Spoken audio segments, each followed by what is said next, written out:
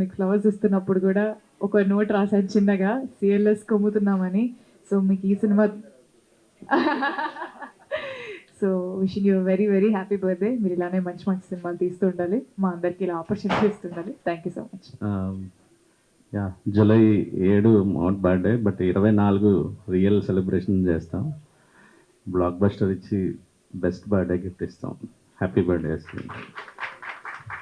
ఇంకొక పెద్ద హీరో ముగ్గురు కేక్ కట్ చేసాం. కొన్నేళ్ళ అల్లు శిరీష్ గారు, నేను, ఎస్కేన్ గారు బర్త్డే రోజు కోవిడ్ టైం అనమాట. అప్పుడు సడన్గా ఆయన బర్త్డే అంటే అప్పటికప్పుడు ఆర్గనైజ్ చేసి ముగ్గురు కేక్ కట్ చేసాం. ఈరోజు ఎంతమంది ముందు ఆయన మీ గ్రోత్ చూస్తుంటే ఐఎమ్ సో హ్యాపీ. ఆ రోజు చెప్పాడు ఆయన, మనం సినిమా చేద్దాం డార్లింగ్ అని.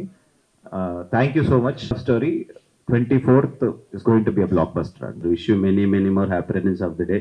ఇలాగే ఇయర్ బై ఇయర్ ఎదిగే కొద్దీ మీరు ఇంకా ఎనర్జెటిక్గా ఉండాలి. మీ టైమింగ్లో ఏమాత్రం మార్పు రావద్దు. And wishing you all the black busters. 24th ఎలాగో నాకు నమ్మకం ఉంది, అన్ని సినిమాలు కూడా మీరు ఏ చేసిన అన్ని పెద్ద బ్లాక్ బస్టర్ అవ్వాలి సార్. Happy birthday. దినాన్ని మీడియా మిత్రులతో ఎప్పుడు జరుపుకోవడం అలవాటు.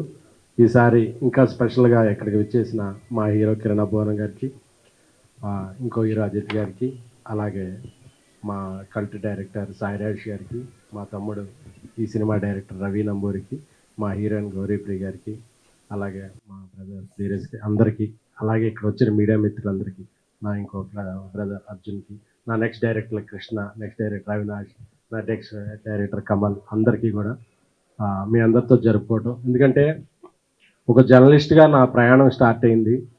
ఒక జర్నలిస్ట్గా పిఆర్ఓగా ఎదిగాను. అక్కడ నుంచి అంచెలంచెలుగా ఎదిగి రోజు మీతో పాటు కూర్చుని ఈరోజు మీ ముందు నించుంటున్నాను. నా సక్సెస్లో మీరు లేకుండా నా సక్సెస్ లేదు. నా సక్సెస్ ఏదైనా నాదొక్కడిదే కాదు. I can't spell success without you అన్నట్టు. యూ అనేది మీరందరూ. సో ఎందుకంటే నా కెరీర్లో ప్రతి మెట్లోనూ మీరు ఎంత సహకరించారో, నేను తీసే సినిమాలన్నింటినీ కూడా ఎంత ఒక రేంజ్లో ముందుకు తీసుకెళ్లారో నాకు తెలుసు. సో మీ సమస్యలు, మీ జర్నీలో మీకు అందుబాటులో ఎప్పుడూ నేను ఉంటాను. అది ఏ రకంగానైనా, అది బర్త్డే అనే కాదు, సినిమానే కాదు, ఎప్పటికీ మీకు తెలుసు మీలో ఒకరిని. నాకింత పెద్ద కుటుంబం ఉందని, నాకు ఎక్కువ చుట్టాలు అది లేరు. నాకు తెలిసిన ఫ్రెండ్స్ రిలేటివ్స్ అంటే మీరే నా ఎక్స్టెండెడ్ ఫ్యామిలీ. మీ అందరి సమక్షంలో మళ్ళీ 3 సంవత్సరాల తర్వాత బేబీ అనే కల్ట్ బ్లాక్ బస్టర్ తర్వాత చెన్నై లవ్ స్టోరీ అనే ఒక క్లాసిక్ బ్లాక్ బస్టర్తో ముందుకు రాబోతున్నాం.